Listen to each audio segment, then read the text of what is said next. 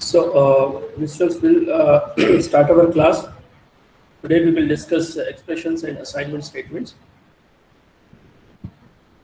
A bit of most of this chapter we have discussed before as well. And here probably we are going to look in much detail with respect to different programming languages. Okay, so the topics being covered under this particular chapter: introduction, arithmetic expression, overloaded operation, type conversions, relation Boolean expression, short circuit evaluation, assignment statement, mixed mode assignment. Expressions generally, as we have discussed in before classes, like they are being represented in fixed form, right? Like how we generally represent in the mathematics, right? But then they have to be either rather converted into prefix or postfix form, right, by the respective compiler of your programming language. So anyway, here we are going to just look at the kind of expressions which we can have, and what are the issues associated with these expressions, and what kind of operations that are generally being available across different programming languages. And when you have multiple operators in the same expression, you will have to follow the precedence rule, and what is the precedence rule being followed in different programming languages, and the associativity rules as well are required to be followed when you have multiple operators with the equal precedence, right? So in associativity we have two types of rules: left associativity and right associativity. As we have discussed in C programming language, like when we have taken C as our programming language, in that we have seen the left associativity will be taken care, will be implemented for the operators with equal precedence, except the exponential, right? Of course, in most of the programming languages, the language designers have followed the same kind of rules, but there are certain exceptions which probably we'll discuss in this chapter as well. Then the type coercion, type conversion, right? When you have multiple, when you have different type of data on which you want to evaluate the operations, then either the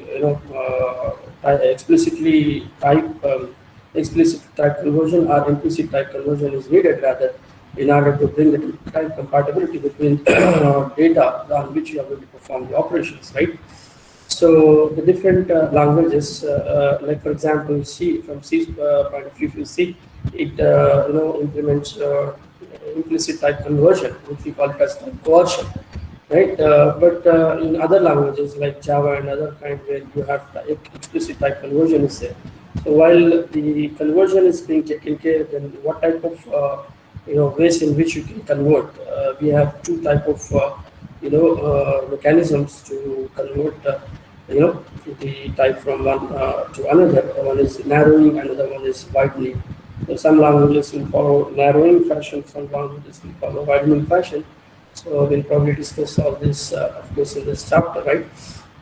And then short circuit evaluation, when you have certain big expressions where without evaluating the entire expression, a part of expression will probably help you in judging the result that you can obtain from the entire expression after being evaluated. So if such kind of provisions are available as part of the programming languages, then probably you can rescue a good amount of time from execution, right? So you can probably save a good amount of time, during the execution, rather, right? So these are all what we probably discuss in this chapter. Okay, so we'll move ahead from the first slide. Expressions are the fundamental means of specifying the computations in programming language. So when you want to perform some computations, you represent it in the form of some kind of expression, right?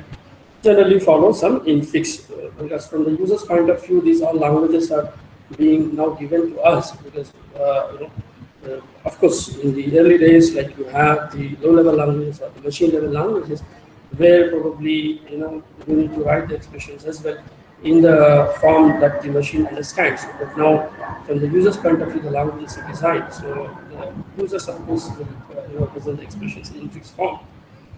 So in order to perform any computations, they represent it in the form of some kind of expression. To understand the expression evaluation, you need to be familiar with the order of precedence, of operators and order of evaluation, right? Of course, we'll see probably in the coming slides. Essence of imperative languages is dominant role of assignment statements. Arithmetic expressions was one of the motivations for the development of the first programming language. If you look at the early languages where you have arithmetic evaluations, of course, were being made available, but then logical, bitwise, and you have seen, Boolean, and conditional and other kind of expressions came into being, right? Arithmetic expressions consist of operators, operands, parentheses, and function calls, right? These are the possible things that you find in arithmetic expressions. The design issues associated with arithmetic expressions are while we are addressing the arithmetic expressions and trying to adopt this in programming language, you need to address these kind of issues, right, which are associated with these expressions, like operator precedence rule, operator associativity rule, order of operator evaluation, operand evaluation side effects, operator overloading, mode mixing expressions. So the different kind of operators that you find in many of the languages, like 3 of these different kind of operations you find, right? Unary operator, binary operator, and ternary operator. Unary operator means will have only one operand when you are performing an operation on a single operand, right? For example, increment, decrement, or representing the rupees in the form of a dollar sign, unary minus, these all comes under unary. Then binary operation. Most of the operations you find are binary, right? When you have 2 operands on which form the operation, you say it is a binary operator. Next is ternary operator. In ternary operator, you find 3 operands. Like for example, conditional operator that you have seen in C language, right? Where you find 3 operands, right? The operator precedence rule for expression evaluation defines the order in which adjacent operators of different precedence levels are evaluated. Typical precedence levels, generally in most of the languages that have been followed by, you can see parenthesized expressions will be given higher precedence. It means they will be evaluated first. Then you find unary operators next. Then you find exponential, right? We have a symbol double asterisk in few languages like Pascal, or you have in Ada, you have cap kind of symbol. Okay. Of course, in C you don't have exponential as an operation. Rather, with the help of library functions, we can implement that. And after exponential, you have into, divide, and mod comes under the next level, right? Into, divide, and mod. The next level is plus minus. It means when you have the operators, when you have the multiple operators, including into, divide, plus, minus, and exponential, parenthesize, and all, you need to follow this kind of precedence rule. It means the order of evaluation that you are going to carry out should be of this kind. Higher is the parenthesized one, and lower is the plus minus, right? Operator associativity rule for expression evaluation defines the order in which the adjacent operators with the same precedence levels are to be evaluated. When you have multiple operators with the equal precedence, right, which one has to be evaluated first, right, will be judged by the operator associativity rule. So we have 2 kinds of associativity rule. One is left to right, another one is right to left, right? Most of the programming language will follow the left associativity rule for all the operations except the exponential. For exponential, we follow right to left. Sometimes unary operators associates right to left. For example, in Fortran. In Fortran, you can find the right associativity rule being applied. APL, the algorithmic programming language, is different from other languages where you can find all operators have equal. So where the value of A and B is stored in memory, right? You need to fetch the memory first, right? fetch and get the value from the memory. And otherwise, you may be sometimes performing the operation with the constant. For example, you have a plus 2, 2 is a constant. This constant could be available directly there, but sometimes it also have to be fetched rather from the memory. For example, in case of when you are defining the constants as a, define, for example, pi 2.14. So this pi value is available in the memory. So constants also sometimes need to be fetched from the memory, or it's there available there and there, right? The parent size expressions, when you have evaluate all the operands and then operation first. You need to first fetch the operands and then you go for the operations. So when you are carrying out some operation, first thing that you have to do is you need to fetch the potential side effects. When you have some function call during the expression, like this, right? You may have used it in C language also. What happens, right? See, this a value, that is a equal to 10, which is being taken as the first the left operand here in this operation, and you are passing the same as an argument to the function, right? So this is another argument. This is the right operand, right? So when you have a function call during the operation, what happens? The function call has to be completed. When the function call will be completed, obviously the value that you get for a may be changed. Fine. So then probably the result may be different, right? So this is one of the side effects that you probably find when you have the function calls during the operation, right?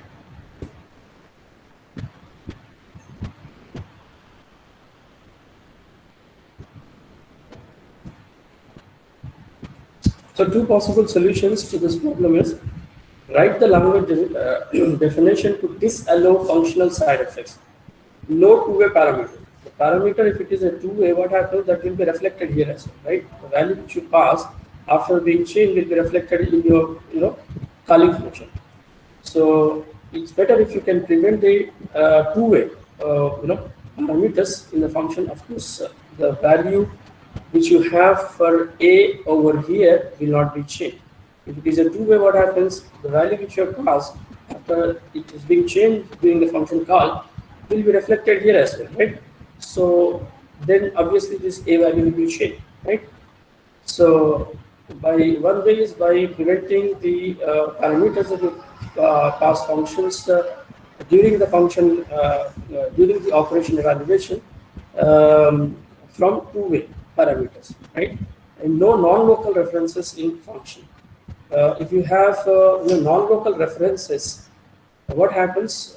Also in that case, the value will be reflected, right? So by adopting these solutions, what we can do, we can prevent the side effects that we have discussed during the function call, which will probably reflect for the function call variables. Right? Okay, so right.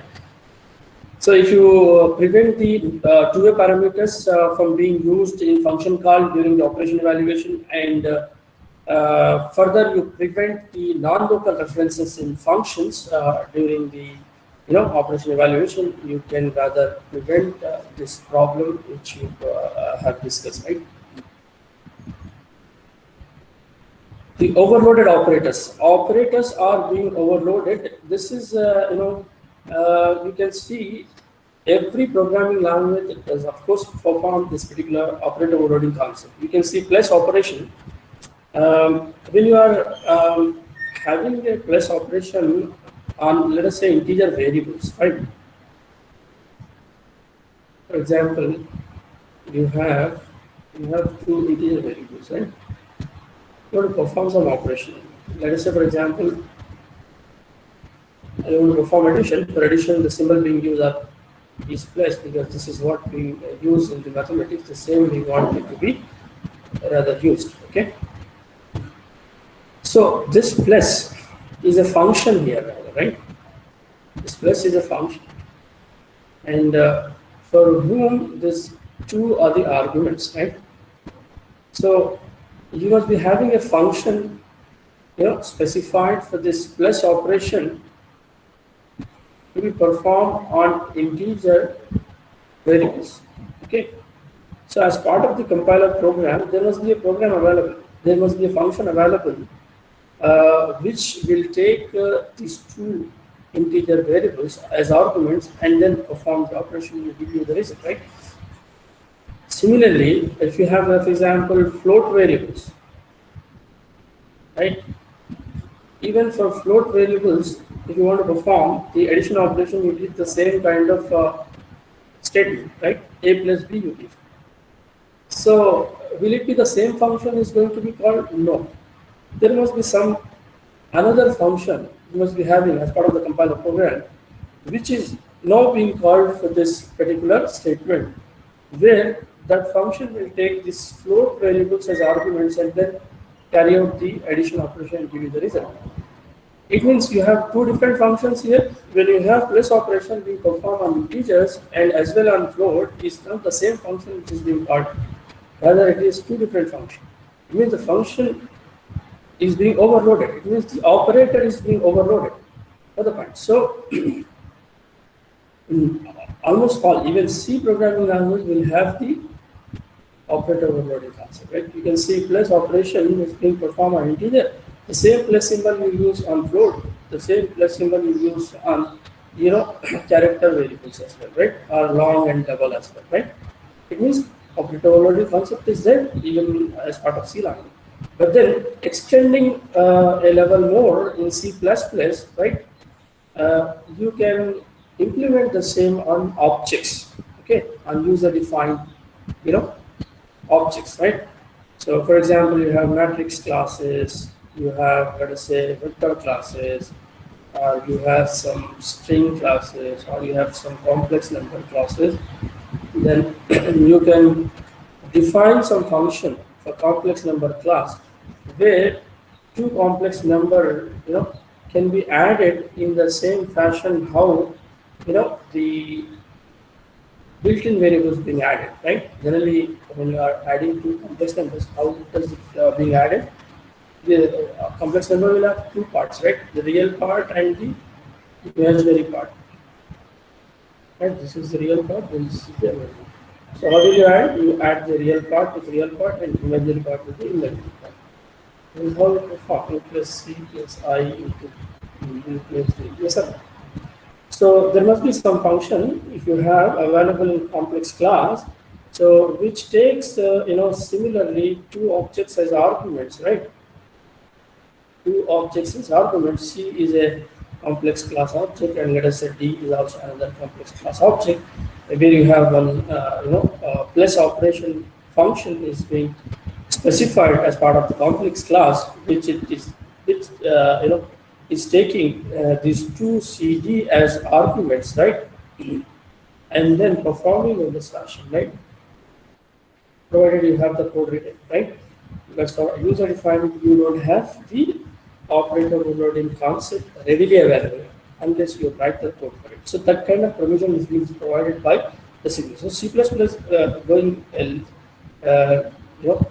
extending a level extra and then providing you the operator overloading concept on the user-defined objects. Here in C, we can see it has been performed on built-in types. Int, char, float, long, double, these are built-in types, right?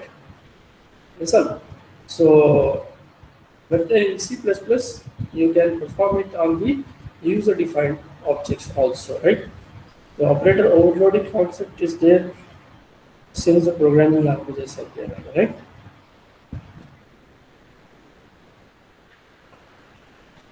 Fine.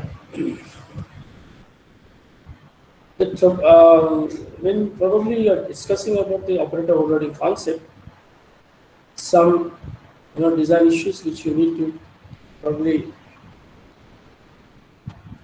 readability sometime is an issue because the same kind of operation you are using on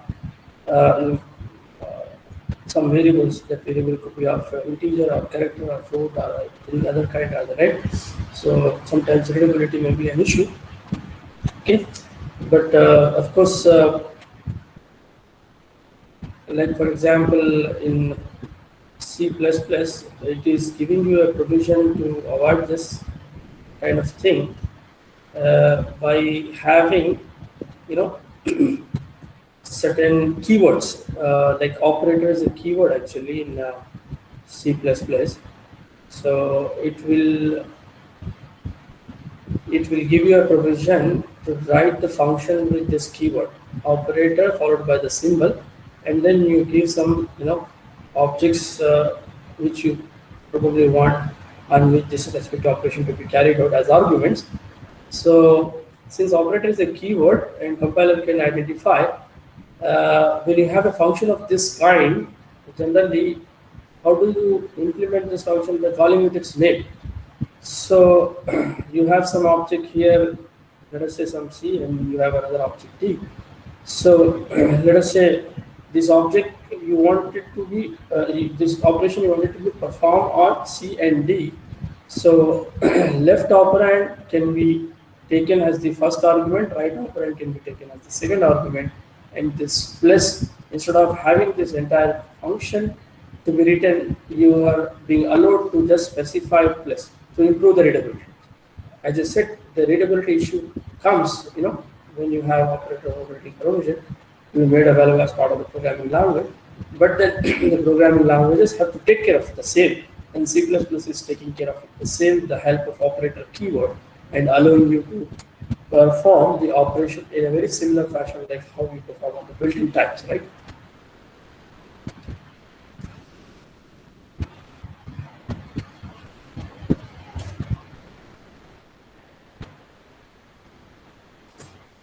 C++ and ADA allow user-defined overloading, operator overloading, and that I have just now discussed, on objects, right? It will allow you to perform the operator overloading on objects, right?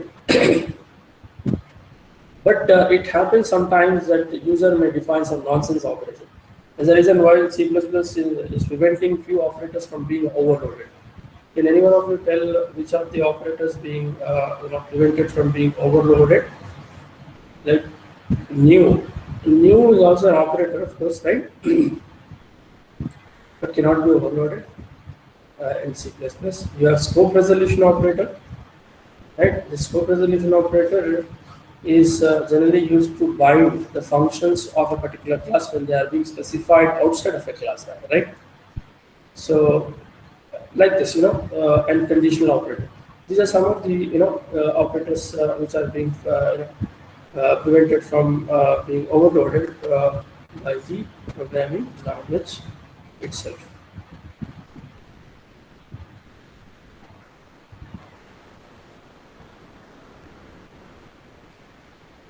Yeah, when you're performing here the operation on different data types, okay, you have one variable of integer kind, another one is of float kind, right? And you're performing an operation plus. As I just now discussed, like you have a specific function available for each operation that you perform. If I am performing, let us say, plus operation on integers, there is a separate function available. On float, there is a separate function is available. But when you are giving one operand as integer, another one as float, then which one has to be called? You can't call even this or this, right? This can be called only when both are integer. This can be called only when both are float. It means either this one has to be converted into float or this one has to be converted into integer.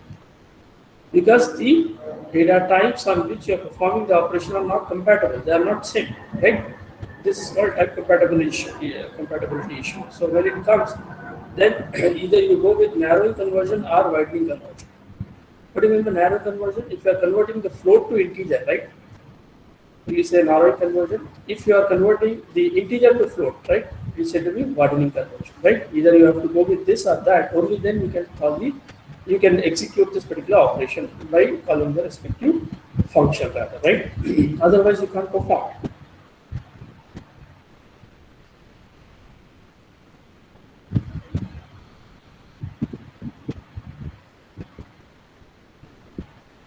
So when you have mixed mode of operation, then some languages will follow coercion. Coercion is a implicit type conversion, like C language is of course following this. So in implicit type conversion, what happens? Automatically, language will take care of converting this, uh, type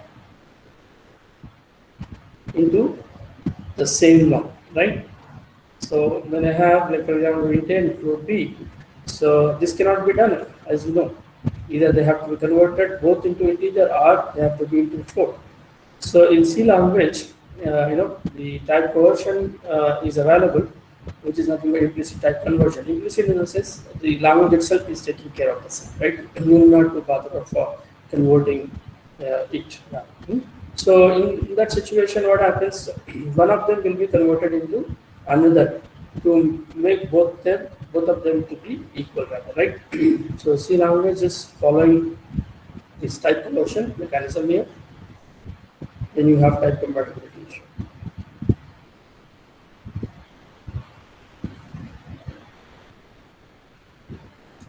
Disadvantages of coercion. The decrease in the type error detection ability of the compiler. Because sometimes if there is a type error available, then that cannot be detected. That will be overruled. So that is one disadvantage if you have the coercion. In most of the language, all numeric types are coerced in expressions using widening conversions. Most of the languages will follow widening conversions. In ADA, there are virtually no coercion mechanisms in expressions. It means no implicit. It is only the explicit in ADA, right? In ADA, Java, you find only the explicit one. So in explicit type conversions, for example, of course, C allows both implicit and explicit. If you want to go with explicit in C, then how do you convert? Like for example, you have angle as a variable, right? And you want it to convert it into integer, right? To bring it into its respective, another operand, equivalent data type. So here you specify the data type within the brackets uh, prefixed with the variable, right? The variable is prefixed with the data type enclosed in parentheses. But ADA follows a different kind of mechanism. In ADA, you can see if you have to convert sum into float, then you are writing the data type first and you're passing the particular variable which is required to be rather converted in this kind as an argument to the same. It is, it is following the function kind of mechanism. Very similar to function, it is not similar to function. Float here is looking like a function rather, right? You're passing sum as an argument to convert sum into float kind, right? So in C, C++, Java, you find this kind of way of converting the data type from one to another. That is explicit type conversions. So in explicit type conversion, C, C++, Java will follow this kind of approach where you can see the variable which is required to be converted into another kind should be prefixed with the data type enclosed in the parenthesis, right? Whereas in ADA, you find the reverse approach where you find data type followed by the variable being passed as an argument to the set, right?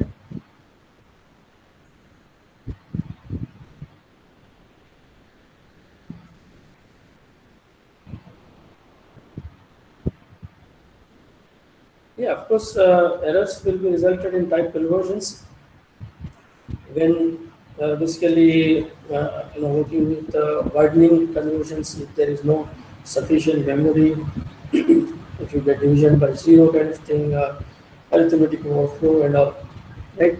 These are generally being resulted at the runtime. Coming to relational and Boolean expressions.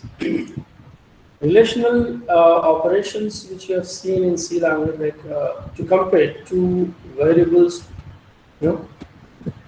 values or expressions, right?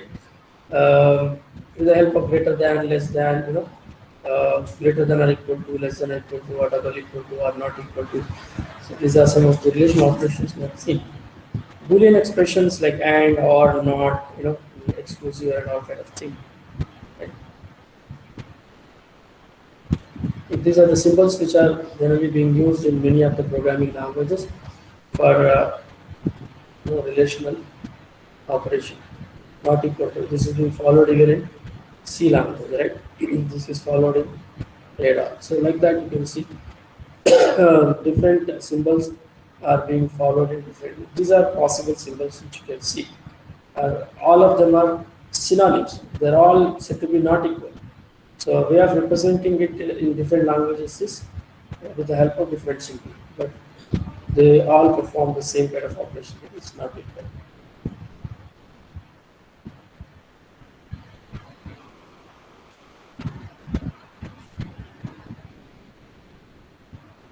Boolean expressions like we have and, or, not, and all. And see, you can see with double ampersand, you use this symbol, right? Double vertical bar or exclamation mark for logical. And if you are performing the same Boolean on bitwise, you use a single ampersand for and, single vertical bar for or, exclamation, and or you have exclusive or, right? Cap. In Ada, you find and, or, not, and exclusive or. Whereas in Fortran, you can find in capital letters and, or, not. In Fortran 19, you find again with small letters, right? Just letters. The way of representing with the symbols may be different, but the meaning is the same across all the Boolean data type. For example, Java. In Java, you have Boolean data type available as a part of built-in. And in even C++, we have bool kind of thing, right? Which will have true or false value. But in C, you can find 0 stands for false and non-zero stands for true. You can use this 0, non-zero for this Boolean kind. Though you do not have a Boolean data type specifically as part of the language. And here in C language, when you have multiple, Boolean, relational expressions in a single statement is of course allowed, but then you may not have false. And that same value will be now being used as an operand when you perform the next operation, right? That is less than with C. So obviously the result will be not expected one, because you may get here not B instead of B, you may get either 0 or 1 after A less than B is done. So obviously the result which you get out of it will be not the expected one, fine. So though it is syntactically allowed, but not recommended.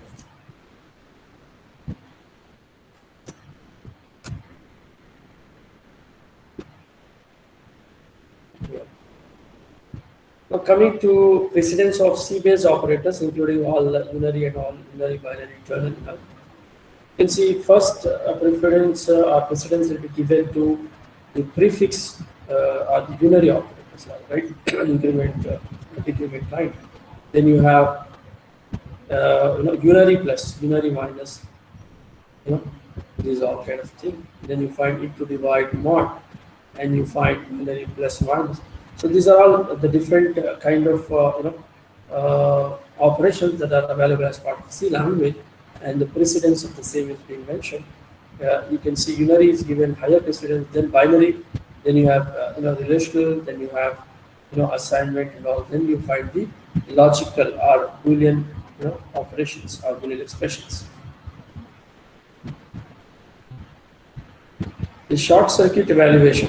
When you have a big expression without having the entire expression being evaluated, a part of it after being evaluated, you can decide the result of the entire one.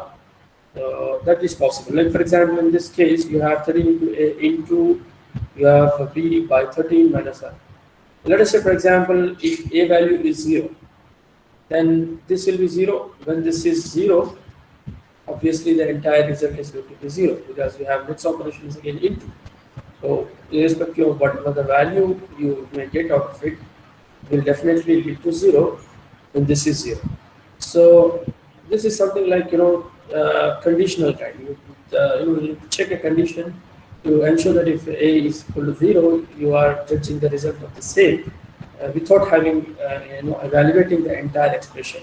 When you're performing the operation, obviously it takes time. As we have seen at the beginning, before the operation being carried out, what happens? The operands have to be fetched from the memory. Memory access will take considerable amount of time. So this entire amount of time you can rescue from, being invested.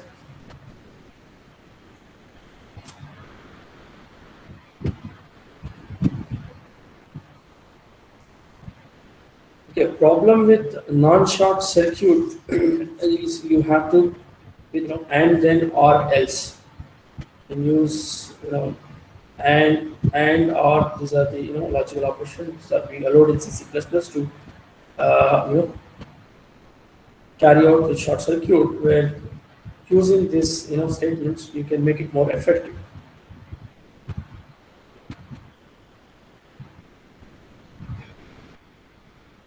But it probably sometimes results with some kind of side effects. One example which is mentioned here, you can see where a greater than b or b plus plus by.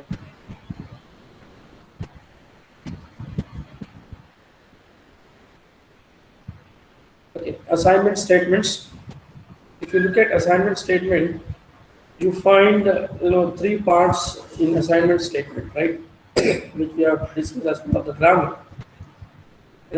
Target variable, the variable in which you want the result, the assignment operator you mentioned, then you have the expression. For example, c equal to a plus b. Let us say. So c is the target variable, equal to the assignment operator.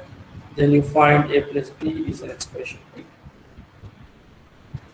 The assignment operator in Fortran basic PL by 1 to 60 CC++, you find it is being represented with equal symbol, right? This is being used for assignment operation. But in Algol or if you see Pascal or Ada, you find colon equal to as the assignment operator. Colon followed by equal symbol will be used as the assignment operator. In Algol, Pascal, and Ada. Fine. So equal symbol can be overloaded to be prevented, right? It is bad if it is overloaded.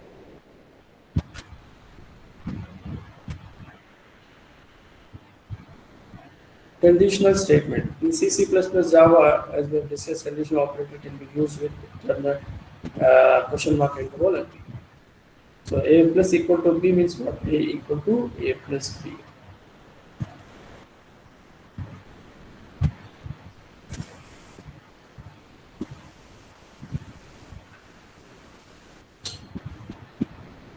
Okay, unary assignment operators in C now combine increment and decrement operations with assignment. For example, sum equal to plus plus count when you have this is the generally we call it as pre-increment, and this is we call it as post-increment. So if you do not have used this pre or post-increment during the as part of the expression, then it works similar. It works like the same. So plus plus count count will be incremented, added to sum, and here also this is post increment, right? This is pre-increment, since you have the operator before the operand, right? So in this situation, you can see both will work in a very similar fashion. Plus count will be incremented and then added to sum. Okay. If you have minus count plus plus, then count is first incremented and then negated, right? First count is incremented, then negated. There's a reason why you may have seen that the prefix operations like pre-increment, increment, or decrement. So these are being given the higher precedence than the unary minus, right? Only then probably this count is going to be incremented first, and then value will be negated, right? But if you have used this, increment or decrement kind of thing as part of expression, for example, you have A equal to B plus, let us say, less plus C. Okay. Then plus plus C will be carried out first, obviously. Then B it will be added to B, and then will be assigned to A. right? If I have, let us say, plus plus b plus c, in this situation what happened? B will be incremented first and then c will be added and will be assigned to a. But if I have, let us say, b plus plus plus c, then what happens? B will be added with C, then B will be incremented. So in post increment, what happens? Value will be used first and then increment, provided that is part of expression. If it is just a variable like this, then of course incremented then will be added to sum. But if it is used like this, here you can see this post increment is part of expression. Plus plus plus C you have, right? So in this situation, what happens? B will be used. B value will be added with C and that will be assigned to A. Then B will be incremented, right? But if you have like this plus plus B plus C, B will be incremented first, right?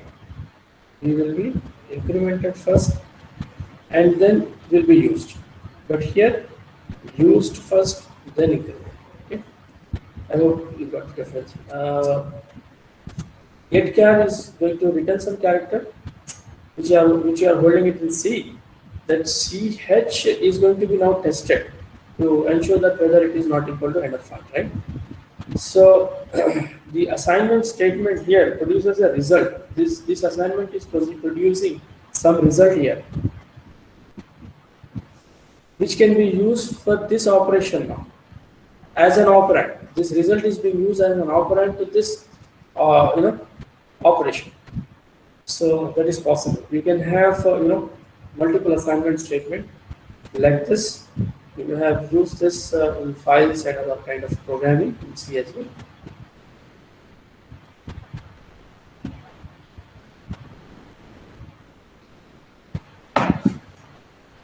Mixed mode assignment. That is when you have the let us say here we have A and B both are integer and C is a float. A by B when you perform, the result which you obtain is obviously integer, but then you are assigning it to a variable C which is a float kind, right? In Pascal, integer variables can be assigned to real variables, but real variables cannot be assigned to integers. There are certain things. In Java, only widening assignment coercions are done. Right? In Ada, there is no assignment coercion at all. Right? It means explicit you need to take care. Explicitly you need to take care of the same. Right? So in Ada, you need to explicitly take care of the same. In Ada, if I have to execute this particular statement, how do I write? This A by B is, of course, will generate to integer value. But then when I am assigning it to C, which is a float kind, then this value must have to be converted into float. So in Ada, how do you write? Float, first you write the data type, right? And this has to be passed as an argument, rather, right? This is how you write in Ada. Right? This statement has to be written. But whereas in C or C++ or Java, if you have to write the same, how do you write? C equal to, you write the A by B is giving you some value, but then that has to be converted into float. So you say float of A by B. Right. So this way you can probably convert into the respective kind, equivalent kind, and then assign it. Okay.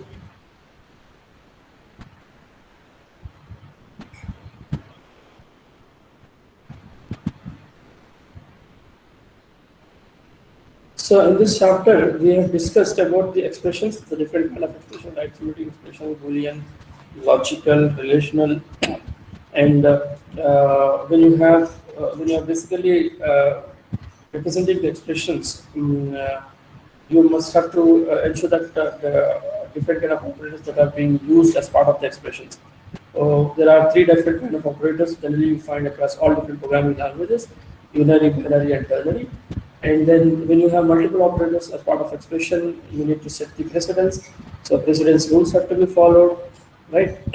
Then when you have the multiple operators with the equal precedence in the given expression, then you need to follow the associativity rule.